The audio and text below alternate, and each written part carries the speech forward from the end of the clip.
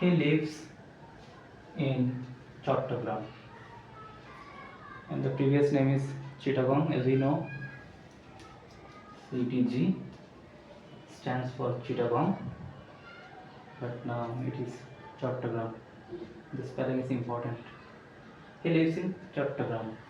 এটা হচ্ছে একটা অ্যাসার্টিভ সেন্টেন্স, সাবজেক্ট এটা ভার্ব, এটা হচ্ছে অ্যাসার্টিভ সেন্টেন্স। অন্যদিকে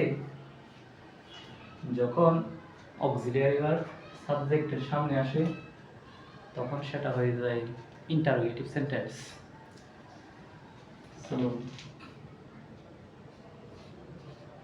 does he live in Chittagong? সে কি চট্টগ্রামে থাকে? সে কি চট্টগ্রামে বাস করে? Does he live in Chittagong? এখানে যদি আমি আরেকটা বলি, he does live in Chittagong, এটা হচ্ছে একই অ্যাসার্টিভ সেন্টেন্স। অ্যাসার্টিভ সেন্টেন্স এটা ইন্টারোগেটিভ সেন্টেন্স, এবং অ্যাসার্টিভ সেন্টেন্সের মধ্যে দুইটাই হচ্ছে অ্যাফার্মেটিভ, এখানে নেগেটিভ নেই। এটা হচ্ছে নেগেটিভ এর, যেখানে নট আছে। তো he does not live in cities, for example. Okay, সে চট্টগ্রামে থাকেন, সে চট্টগ্রামে বাস করে না। Assertive, negative, interrogative. এখন যেটা করবো সেটা হচ্ছে নেগেটিভ ইন্টারোগেটিভ। ইয়েস,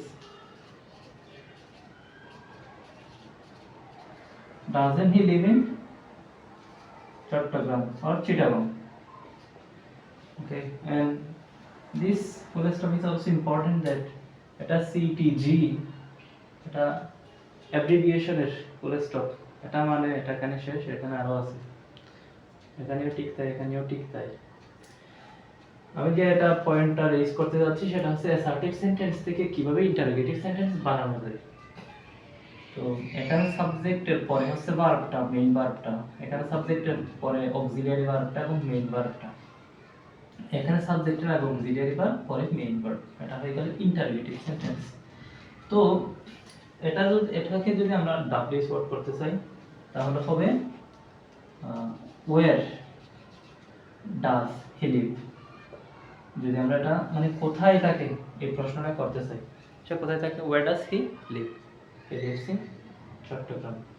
তো এটা কেন বলছি? এটা বলছি হচ্ছে ওই জন্যই যে আমি জানি সে কোথায় থাকে, সে কোথায় থাকে আমি জানি, অথবা তাকে আমি চিনি, সে কে আমি চিনি।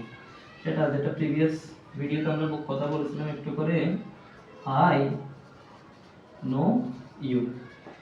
এটার যে কমপ্লেক্স ফর্ম, এটা যে I know who you are, I know who are you, এটা না হয়ে I know who you are এটা হয়, সেটা আসলে এখান থেকেই আসে।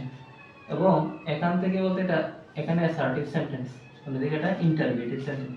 একটা সেন্টেন্স একটা ইন্টারোগেটিভ থাকবে, দুইটা ইন্টারোগেটিভ থাকবে না।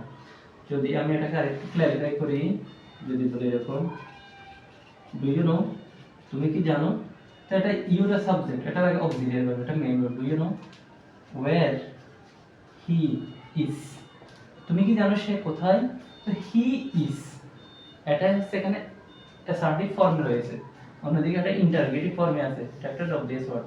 তো interrogative sentence WH word, subject plus verb. অন্যদিকে এটাও assertive sentence, subject plus verb, object. I know you, তো আমি যদি এটাকে আরেকটু ভেঙে বলি, I know who he is, আমি জানি সে কে, I know who you are. এখানে subject plus verb, WH word, subject plus verb, subject plus verb. এখানে auxiliary interrogative sentence, W is what? Subject plus verb. Yes, this is how you can form interrogative sentences, and at the same time you can form embedded questions. Thank you very much for understanding. If you do not understand for the first time, watch this twice.